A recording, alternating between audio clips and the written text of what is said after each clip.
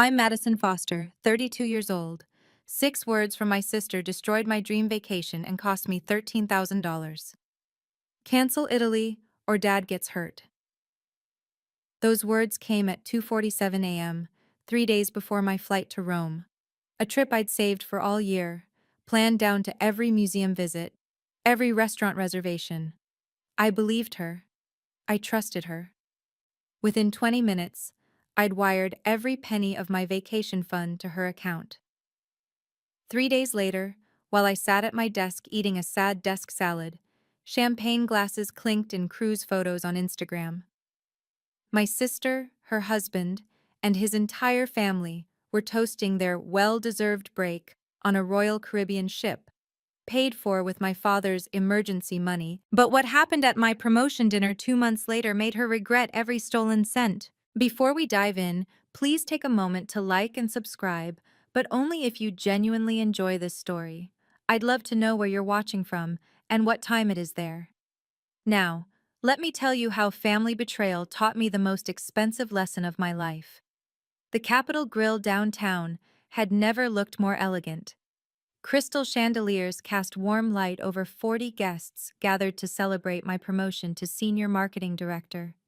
My company had reserved the private dining room, complete with floor-to-ceiling windows overlooking the city skyline. Colleagues raised their glasses. My new boss Jennifer made a toast about Madison's exceptional leadership, and for once, everything felt perfect. Then Rachel walked in.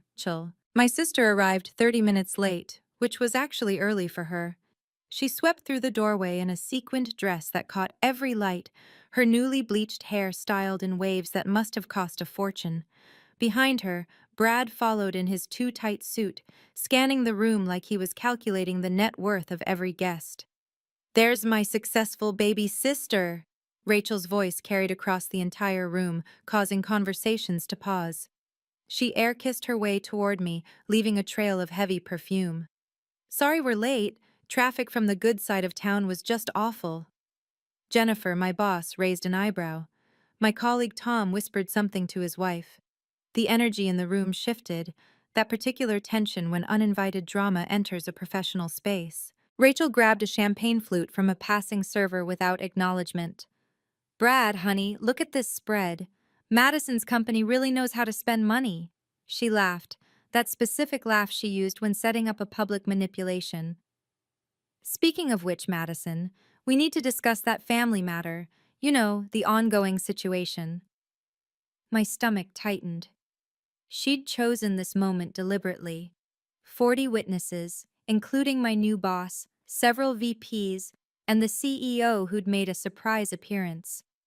But as I watched her adjust her new Hermes bag, strange, considering she'd been crying poverty last month, I felt oddly calm. I'd been preparing for this moment for 8 weeks. Family takes care of family, right, Madison? Rachel positioned herself at the center of the room, ensuring maximum visibility. "I mean, that's what Dad always taught us." The mention of our father made several relatives turn their attention fully to our conversation. Aunt Patricia put down her fork. Cousin James stopped mid-sentence. "Especially," Rachel continued, raising her voice slightly, "when some family members have been blessed with such abundance." She gestured around the elegant room. "This promotion must come with quite the salary bump. What is it now, Madison? 6 figures? More?" Brad stepped forward, adding his rehearsed support. "Family is everything. Those who have more should naturally help those who've sacrificed to care for aging parents." My boss Jennifer watched carefully, evaluating. This was my first major event as senior director. How I handled this would matter. "It's been so hard," Rachel pressed on, her voice taking on that martyred tone I knew so well. "While Madison's been climbing the corporate ladder, someone had to be there for Dad. Every doctor's appointment, every emergency, every sleepless night." "That's admirable," Jennifer said politely, though her expression remained neutral. Rachel seized the opening. "Thank you. It's been financially devastating, honestly. But that's what family does. We show up, even when others are too busy with their Italian vacations and career ambitions." The jab about Italy made my hand tighten around my water glass. Several colleagues who knew about my canceled trip exchanged glances. I glanced at my phone. 8:47 p.m. Harold Brennan should be arriving any moment. He'd texted that he was parking. "So Madison," Rachel turned back to me, loud enough for everyone to hear. "About that monthly support we discussed. 2,000 seems reasonable, don't you think? For Dad's care?" The room held its breath. Looking at Rachel commanding the room, I remembered exactly how we'd gotten here. Growing up, I'd always been the good daughter, the one who didn't make waves, who accepted whatever story I was told. Rachel, 4 years older, had established herself as the family gatekeeper when she moved back home after her divorce 5 years ago. "I'm here with Mom and Dad," she'd say. "You're 3 states away. You don't see what I see." She controlled the information flow like a corporate communications director. When Dad had his mild stroke 2 years ago, I learned about it 3 days later. "Didn't want to worry you during your big presentation," she'd explained. When Mom passed, Rachel handled all the arrangements, then presented me with a bill for half. "You live too far to understand Dad's real needs," became her constant refrain. Every family decision happened without me. Doctor's appointments? Scheduled when I couldn't attend via video. Financial discussions? Too complicated to explain over the phone. Home repairs? Always urgent, always expensive, always requiring immediate payment. The pattern was consistent. I was good enough to fund things, but too distant to have input. Rachel had positioned herself as the sacrificial caregiver while painting me as the absent, career-obsessed sister who only contributed money. The truth? Dad had a full-time home health aide covered by his excellent insurance. Rachel visited him twice a week at most, usually to drop off groceries, which she'd expense to me later. But to hear her tell it at every family gathering, she was practically living at his house, sacrificing her own life for his care. I'd believed it for so long, sent money whenever asked, felt guilty about my distance, my career, my choices. Until 8 weeks ago, when those cruise photos changed everything. But I wasn't that naive younger sister anymore. The manipulation had escalated over the past 2 years, following a predictable pattern I'd been too trusting to see. December 2022. Dad needs emergency dental surgery. I sent $3,000 the day before my company Christmas party. Later found out his dental insurance had covered everything. March 2023. The roof is leaking. Dad could get sick from mold. $5,000 wired during my birthday weekend in Nashville. The roof had been replaced under warranty. July 2023. Dad fell, needs private physical therapy. $4,000 sent while I was closing the biggest deal of my career. Dad's Medicare covered all therapy. November 2023. House needs wheelchair modifications. $8,000 transferred the week of Thanksgiving. Dad was walking fine with his cane. February 2024. Dad's medications aren't covered anymore. $20,500 sent monthly for 3 months. His VA benefits covered everything. Each crisis perfectly timed. Always when I had something important planned. Always framed as life or death. Always making me choose between being a good daughter and living my own life. "You're not here," Rachel would remind me. "You don't see him struggling like I do." The guilt was a masterfully wielded weapon. Every family video call, she'd position Dad in poor lighting, making him look frailer. Every conversation included mentions of sacrifices, her job opportunities passed up, her social life abandoned, her own health suffering from stress. What she didn't know was that I'd kept every email, every text, every wire transfer confirmation. At first, just for tax purposes, but after the Italy incident, those records became something else entirely. My phone buzzed. Harold. "Walking in now?" I watched the entrance as Harold Brennan appeared, tall, distinguished, carrying his leather briefcase. Dad's best friend since college. His most trusted advisor. And for the past 8 weeks, my secret weapon. This time was definitely different. Standing there in my own celebration, watching Rachel perform her martyrdom, I calculated the real cost of my silence. $45,000 over 3 years. Not loans, gifts, according to Rachel. Family doesn't keep tabs, she'd always say, while keeping meticulous tabs on everyone else's obligations. That money could have been a house down payment, could have been invested, could have been the safety net I'd never had. But the financial loss wasn't the worst part. Madison's always been focused on her career, Rachel told Jennifer, my new boss, with a sympathetic smile. Some people are built for family, others for spreadsheets. No judgment, of course. Jennifer's expression shifted slightly. In corporate America, being labeled as someone who abandons family for career was poison. It suggested unreliability, questionable values, lack of balance. The other VPs were listening too. The CEO, who'd been charming 5 minutes ago, now wore a evaluative expression. My reputation was being assassinated in real time, at my own promotion dinner. Tom from accounting whispered to his wife, loud enough for others to hear, about family drama. The new interns from my department looked uncomfortable. The regional director, who'd been considering me for the Singapore project, was frowning. This was Rachel's real power play. Not just the money she'd extract, but the narrative she'd cement. Madison the selfish sister, Madison the absent daughter, Madison who chose ambition over family. That story would follow me through every professional relationship in this room.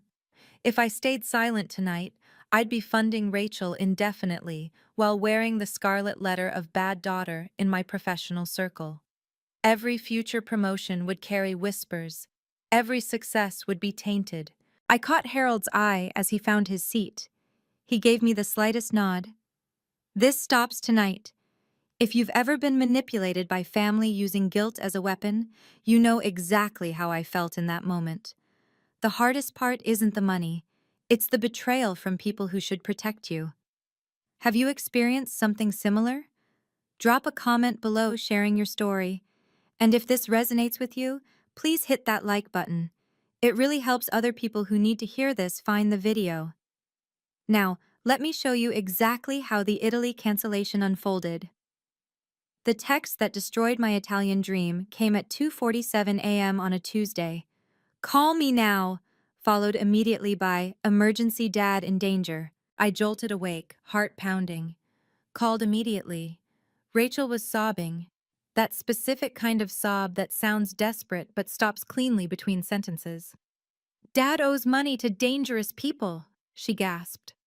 "They came to the house tonight." "What? Who? Is Dad okay?" "He's terrified. He won't tell me everything, but it's $13,000. They said 72 hours or else." My mind raced. Dad had always been conservative with money. Dangerous people? Dad doesn't even gamble. It's complicated. Something about a business loan from before Mom died. These aren't bank people, Madison. They knew where he lives. They mentioned us by name. "We need to call the police." "No!" Her panic sounded real. "They said no police or it gets worse. Madison, I'm scared. I can't lose Dad, too." The mention of Mom was calculated perfectly. I could barely think straight. "I have maybe 2,000 in savings," Rachel continued. "Brad's between jobs. You're the only one who can help. I know you have that Italy money saved."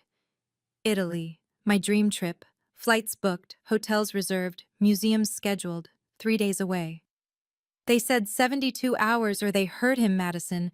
Cancel Italy or lose Dad. The choice felt like no choice at all.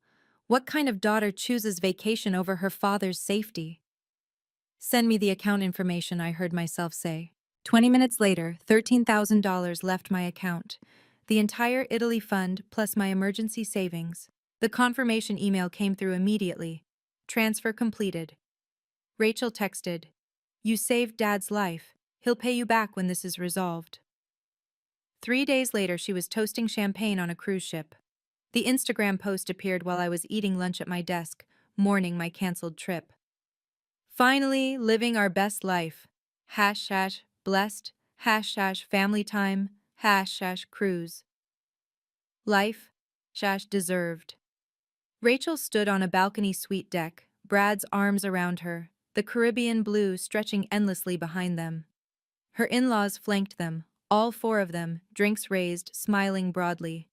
The timestamp, posted 3 hours ago. My hands shook as I scrolled through the photos.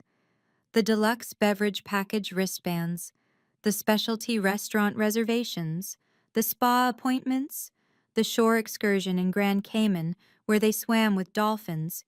$300 per person. The comments made it worse. Brad's mom. Thanks for treating us to this amazing trip. You two are so generous. Rachel's response. Family deserves the best. We've been saving so long for this. Then the gut punch. Dad commented, Have fun, kids. Looks beautiful. Dad, who was supposedly terrified in danger, owing money to threatening people, casually commenting on Facebook about the pretty ocean views. I called him immediately. Hi, sweetie. How's work? Dad, are you okay? Are you safe? Of course, why wouldn't I be? The money you owed. The dangerous people. Silence. Then confusion. What money? What people? Madison, what are you talking about? My stomach dropped through the floor. Rachel said you owed $13,000, that people came to the house, that you were in danger. Rachel said what? His voice sharpened. Madison, I don't owe anyone money. I haven't had a loan in 15 years, and nobody's come to the house except the Meals on Wheels lady. The room spun. She said 72 hours or else. I sent her $13,000. Dad's silence stretched long. When he spoke, his voice was cold. She's on a cruise right now, posted pictures this morning. That's when I called Harold Brennan. Harold Brennan answered on the second ring. Madison, your father mentioned you might call. Mr. Brennan, I need legal advice.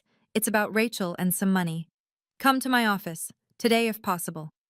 2 hours later, I sat across from Dad's best friend since their University of Michigan days. Harold had built a successful practice specializing in family law and financial fraud. His office walls displayed 40 years of legal victories. Show me everything, he said simply. I pulled up the emails, the text messages, the wire transfer confirmation. Harold studied them with the intensity of someone who'd seen this pattern before. This email she sent, he pointed to the screen. The one confirming she received the money, read the third paragraph. I'd never noticed it before, buried in her rambling thanks. I understand this is a loan to be repaid within 90 days as discussed. She never reads the fine print, Harold smiled slightly. You wrote this? I always include terms in my transfer confirmations. Habit from work. Smart habit. This creates a legal obligation. She acknowledged it by responding, received with thanks and agreement. He pulled out a legal pad. Your father's been worried about Rachel's spending. He asked me to review some things last month. Did you know he gave me financial power of attorney 3 years ago? I didn't. He wanted someone outside the family to oversee things if needed, someone who couldn't be emotionally manipulated. Harold's expression grew serious. Madison, your father has significant assets Rachel's been trying to access. This cruise money scheme? It's escalation. What kind of assets? Let's just say your mother's life insurance and your father's pension are both substantial. And there's something else. Your dad's been documenting things. He's sharper than Rachel thinks. My phone buzzed. Rachel, texting from the ship. Hope you're not bitter about Italy. Some sacrifices are necessary. Harold saw my expression. Save that. We'll need it. 8 weeks of preparation led to tonight. We need documentation, Harold had said, and witnesses, lots of witnesses. The promotion dinner invitation had seemed like perfect timing. 40 guests, including several who worked in legal and finance. Professional setting with security cameras. Public enough for accountability, controlled enough to maintain dignity. Invite Rachel personally, Harold advised.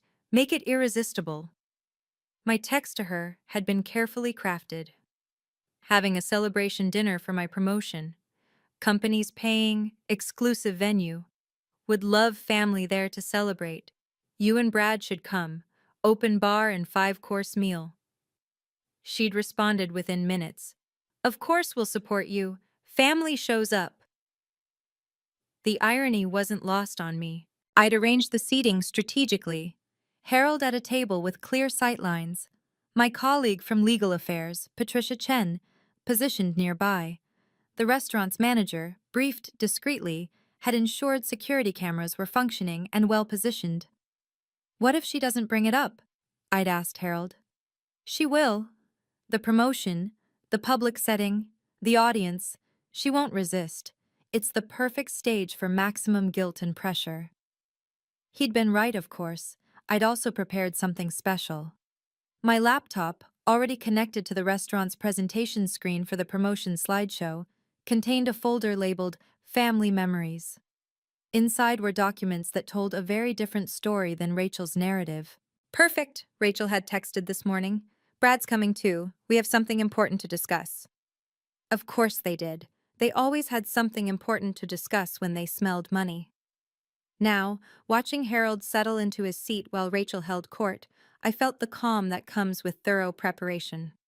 Every document backed up in triplicate, every email archived, every legal requirement met. Rachel wanted an audience for her performance. She was about to get one.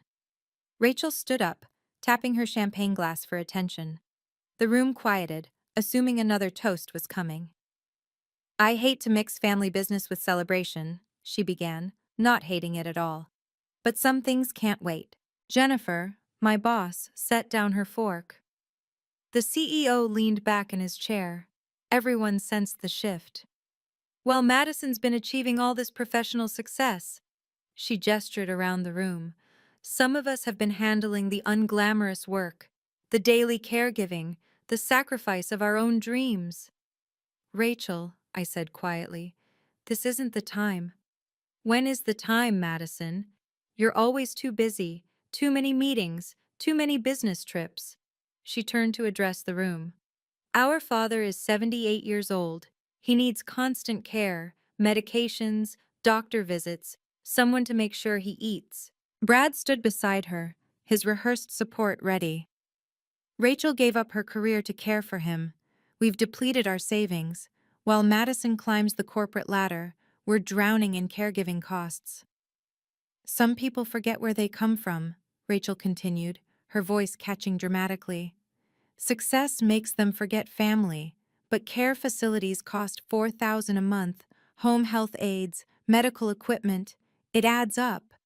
Several relatives shifted uncomfortably. Aunt Patricia whispered to Uncle James. The judgment was palpable. Successful sister ignoring family needs while elderly father suffered. We're not asking for much, Rachel's voice rose. Just $2,000 a month. That's probably what Madison spends on her designer handbags. I didn't own a single designer handbag. Family takes care of family, she repeated, louder now. Or at least they should. The room was completely silent. 40 pairs of eyes on me. My professional reputation hanging in the balance. Rachel pulled out her phone. Should I show everyone the cruise we had to take? The one tiny break we've had in 3 years of constant caregiving? She had no idea what she'd just walked into. Rachel swiped through her phone, projecting martyrdom with every gesture. Look at this. 3 years ago, Dad's birthday. Who was there? Me? She showed a photo to the nearest table. Last Christmas? Me? Easter? Me again. The photos were carefully curated, I noticed. All from the same few visits, just posted at different times on social media to create an illusion of constant presence. Brad jumped in, addressing the CEO directly. Family is everything, right? I'm sure you understand, sir. Those of us who stay close to home, we see the daily struggles. Madison wouldn't know. She moved away for her career. Several colleagues looked uncomfortable. The narrative was setting. Heartless career woman abandons aging father. These are from last month, Rachel continued, showing more photos. Dad's medical appointments. Guess who took him? Not Madison. Aunt Patricia nodded sympathetically. It's hard being the only one who shows up. Exactly, Rachel seized the support. And now with this promotion, Madison's making what, 200,000? More? While we're going into debt keeping Dad safe and comfortable. My actual salary was nowhere near that, but corrections would sound offensive. We've had to sell things, Brad added. Family heirlooms, my car, but we do it because that's what love looks like. Jennifer watched me carefully, evaluating how I'd handle this crisis. The Singapore project lead was definitely reconsidering. Two interns looked like they wanted to disappear. Rachel moved closer to my table. I have all the receipts, Madison.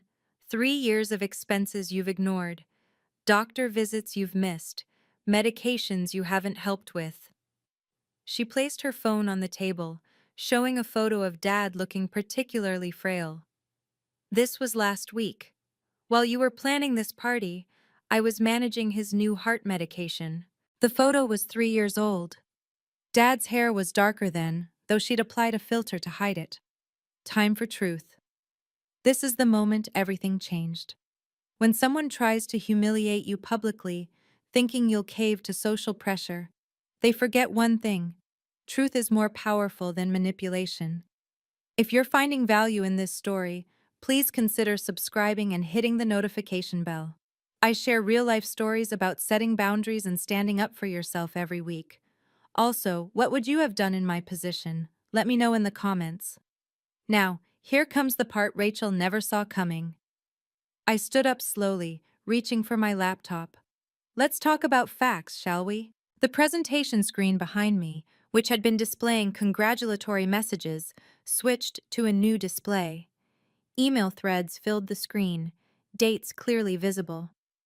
February 15th, 2:47 a.m. I clicked the first email. Rachel writes, Dad owes dangerous people money.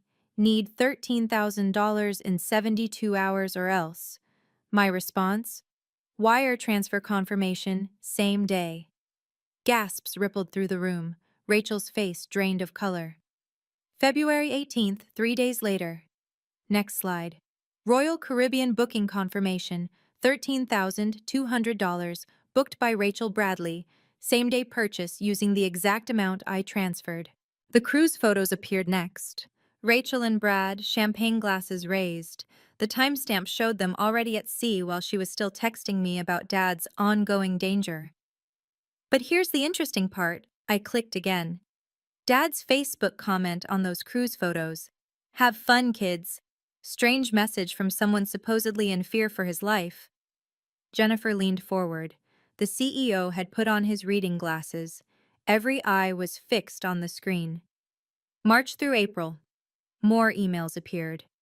Rachel requesting monthly support for Dad's care. But look at these bank statements, Dad's account, which Harold Brennan manages as financial power of attorney.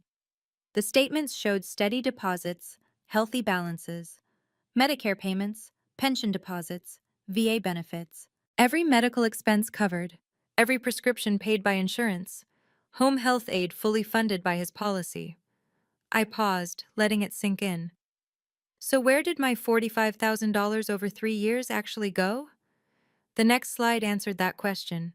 Screenshots of Rachel's social media, new cars, vacation photos, shopping sprees, each conveniently timed after my emergency transfers. Rachel stood frozen, her mouth opening and closing without sound. Should we discuss the receipts now? I asked calmly. Harold Brennan stood up from his table, his presence immediately commanding attention. Perhaps I should introduce myself. Harold Brennan, senior partner at Brennan and Associates. I've been the foster family's legal advisor for 30 years. Rachel's face went from pale to ashen. Harold, this isn't... I'm also, he continued, walking toward the center of the room, Robert Foster's designated financial power of attorney, a role he requested I take 3 years ago due to concerns about financial exploitation. He pulled documents from his briefcase. Ms. Bradley, you claimed your father owes dangerous people money. I can confirm, having full access to his financial records, that Robert Foster has no debts. Zero. His credit report, which I pulled yesterday, shows no loans, no credit cards, no obligations whatsoever. Brad started to speak, but Harold raised a hand. Furthermore, the alleged threatening visitors you described? Robert's home has a Ring doorbell system I helped install. I've reviewed all footage from February. No unusual visitors, no threats, nothing but the Meals on Wheels volunteer and the mailman. The room was dead silent. This constitutes wire fraud, Mrs. Bradley. Harold's voice carried the weight of 40 years of legal practice. Using false pretenses to obtain money through electronic transfer. Federal crime. Up to 20 years imprisonment and fines up to $1 million. You can't prove, Rachel started.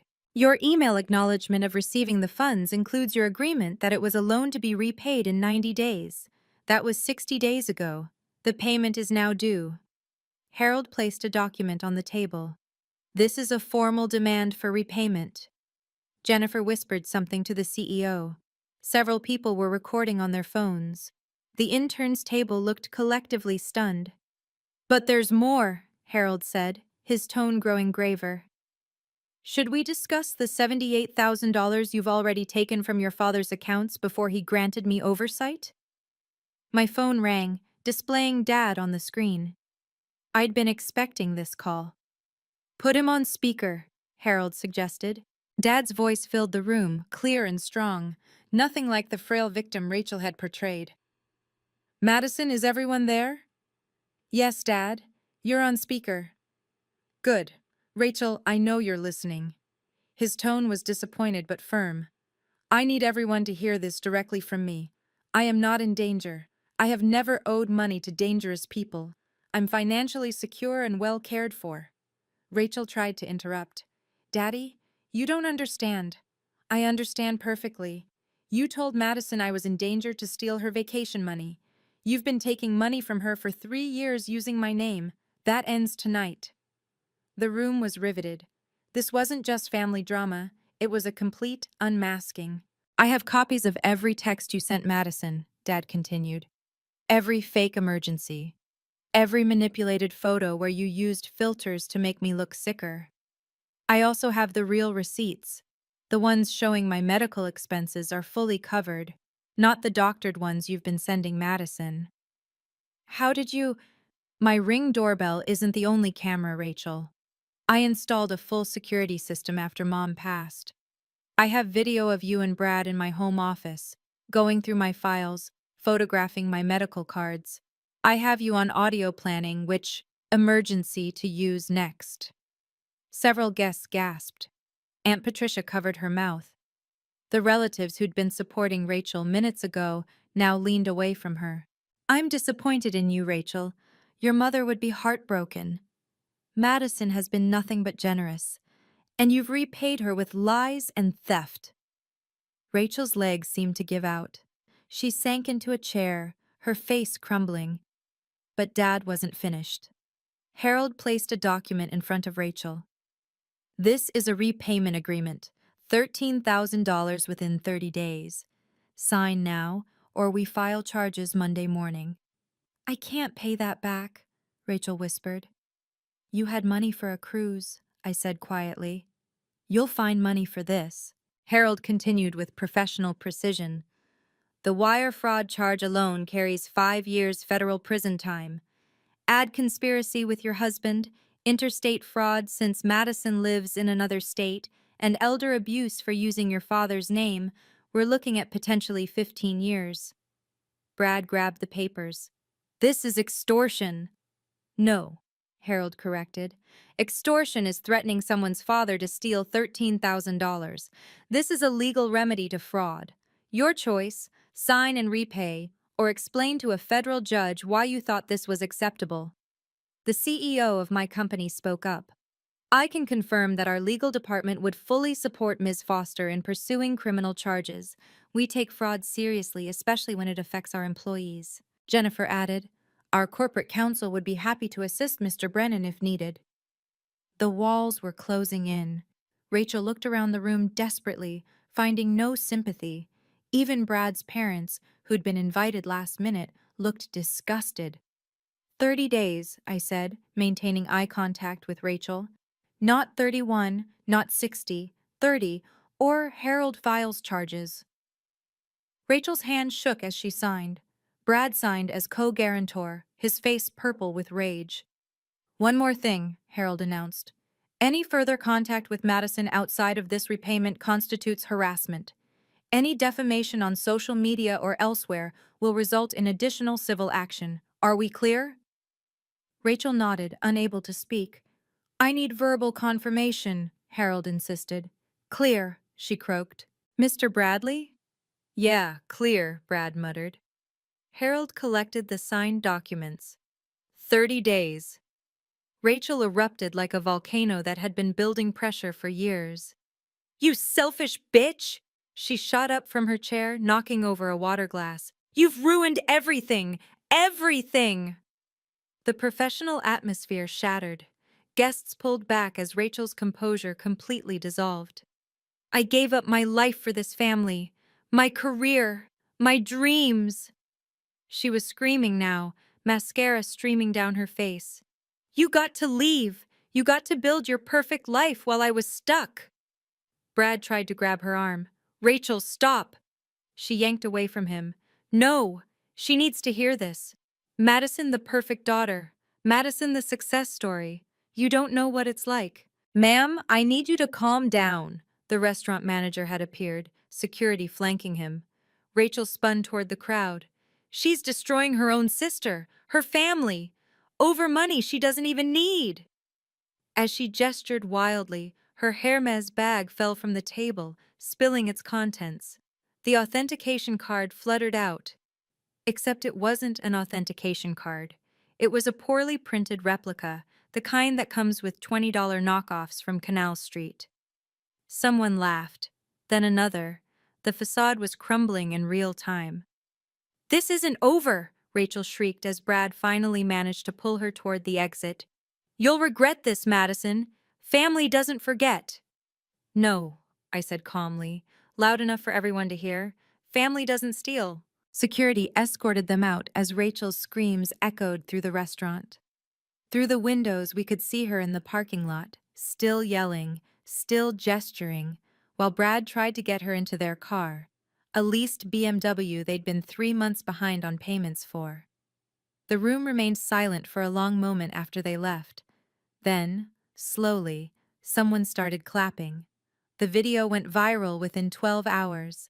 Someone at table 6 had captured everything. Rachel's meltdown, the fake Hermes reveal, her being escorted out screaming. By morning, it had 300,000 views on TikTok with the caption, "Sister tries to shake down sibling at promotion dinner, gets exposed." The community impact was swift and brutal. Rachel's church Facebook group, where she'd portrayed herself as the sacrificial caregiver, saw the video. The comments were devastating. We took up a collection for her last month. She said her sister abandoned the family. I gave her $500 for her father's medicine. Her MLM essential oils team, her small business family, started dropping like flies. 17 downline distributors left within 3 days. Her Instagram, where she'd cultivated an image of struggle and sacrifice, hemorrhaged followers. The cruise photos were screenshot and reshared with caustic commentary. Brad's employer, a regional bank, received concerned calls about having someone involved in fraud working in their mortgage department. HR launched an investigation Monday morning. The extended family group chat exploded.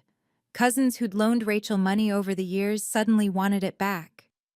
Aunt Patricia revealed Rachel had borrowed $8,000 for Dad's emergency surgery 6 months ago. Uncle James mentioned the $5,000 for house repairs that never happened. The tally was staggering. Rachel had taken nearly $100,000 from various family members using Dad's name. She told me you refused to help, Cousin Linda texted me. Said you were too selfish to care about Dad. Every lie was unraveling. Every manipulation exposed. But the real consequences were just beginning. Tuesday morning, Harold called with an update that changed everything.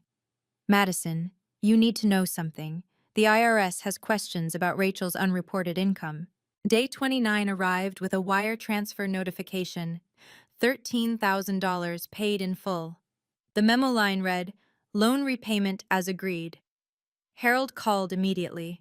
She took out a HELOC on their house, 23% interest rate because their credit is shot. The financial dominoes were falling fast. Rachel and Brad's credit scores, already marginal, plummeted after the hard inquiry and high-interest loan. Their BMW was repossessed on day 15 when they couldn't make the back payments. Brad's mother, who'd co-signed their apartment lease, revoked her guarantee after seeing the video. The IRS situation was worse. All those gifts from family members over the years, unreported income, the cruise, purchased with what they'd claimed was tax-exempt caregiving support. The investigation triggered an audit going back 5 years. "You've ruined everything," Rachel texted from a blocked number. Harold screenshot it immediately. Violation of the no-contact agreement. Royal Caribbean denied their refund request for the cruise. Services were rendered as purchased.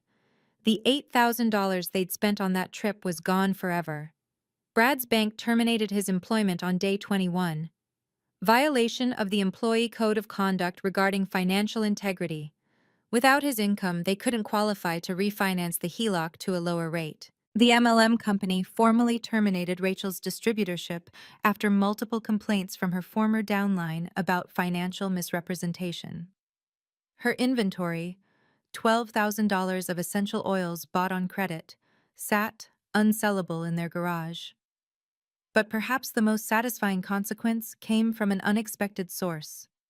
The nursing home where Rachel had claimed to spend every day caring for residents, part of her martyrdom narrative, called Harold. They'd seen the video. They wanted to clarify that Rachel had never volunteered there, despite using their name in several fundraising posts.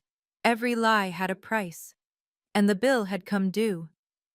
The first honest conversation with Dad happened 3 days after the dinner. "I should have protected you better," he said over video call, his voice heavy with regret. "I saw what Rachel was doing, but I hoped she'd stop on her own." "You were protecting yourself too, Dad. She was manipulating all of us. When your mother was sick, Rachel promised to help with her care. Instead, she was taking money from your mother's purse. Small amounts, 20 here, 50 there. Your mother knew but didn't want to cause problems." He paused. "I should have stopped it then." The family dynamics shifted completely. Cousins who'd avoided me, thinking I was the cold career woman, started reaching out. "We had no idea," became the common refrain. "She was so convincing." Thanksgiving came 6 months later, the first without Rachel. It was smaller but infinitely more peaceful.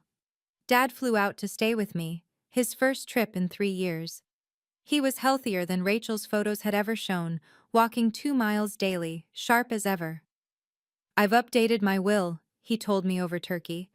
"Harold has everything documented. Rachel gets nothing. Not because I'm angry, but because she's already taken more than her share." The relatives who attended were different too. The ones who'd always been kind but quiet, overshadowed by Rachel's dramatics. Aunt Patricia apologized for believing the lies. Uncle James brought his famous pie and stories about Dad's college days I'd never heard because Rachel always dominated conversations. "You know what I realized?" Dad said as we walked after dinner. "Rachel inherited your mother's anxiety, but none of her kindness. You got both her strength and her heart." For the first time in years, family felt like family, supportive, genuine, drama-free. "I'm proud of you," Dad said simply, "for standing up, for stopping the cycle." Setting boundaries transformed everything. The new rule was simple: no family loans. Ever. If Dad needed something, it went through Harold with full documentation.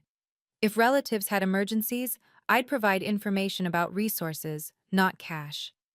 The First National Bank of Madison was permanently closed. I started therapy to unpack years of manipulation. "You were trained from childhood to be the provider," my therapist explained.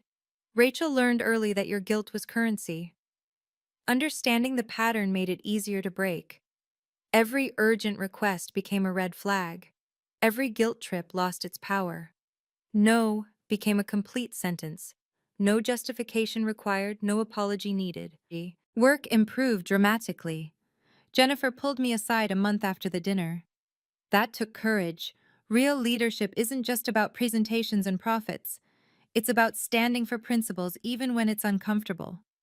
The Singapore project was mine. The promotion stuck. My reputation, rather than being damaged, was enhanced. Someone who can handle that with such grace can handle anything, the CEO had said. I created an actual emergency fund for Dad, a trust managed by Harold with clear guidelines. Medical emergencies only, every expense documented, no cash withdrawals. It protected Dad from future exploitation while ensuring his real needs were met. The therapy revealed something else. I'd been buying love, thinking money equaled care. Real love doesn't have a price tag. It shows up in phone calls, visits, genuine concern, things Rachel never offered despite living 20 minutes from Dad. 6 months later, I finally felt free. Free from guilt, free from manipulation, free from the exhausting cycle of crisis and payment. Boundaries aren't walls, my therapist said. They're gates. You decide who gets access and on what terms. The most expensive lesson of my life became the most valuable. 1 year later, I stood on a Venice bridge watching sunset paint the canal gold. But this time, I wasn't alone.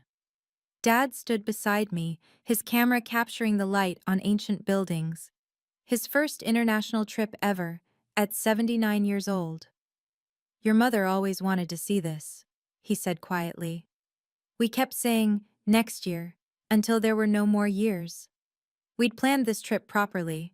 Harold managing Dad's home care, medical clearances obtained, every detail arranged.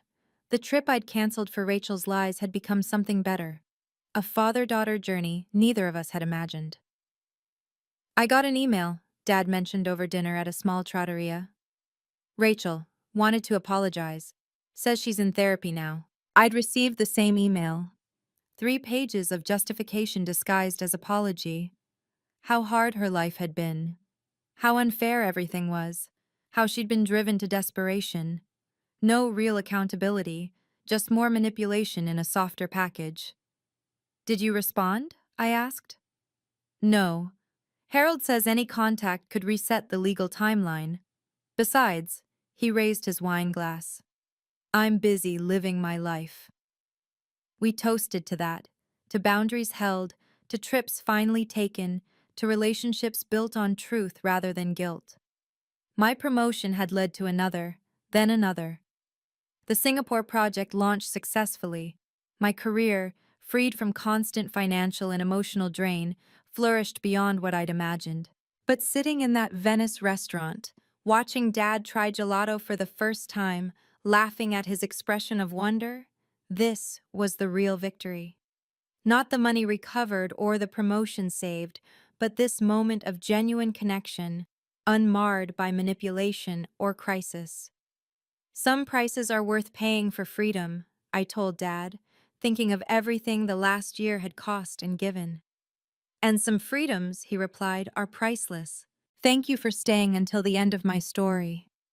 If you've ever struggled with setting boundaries with toxic family members, know that you're not alone. Your peace of mind is worth more than keeping the peace.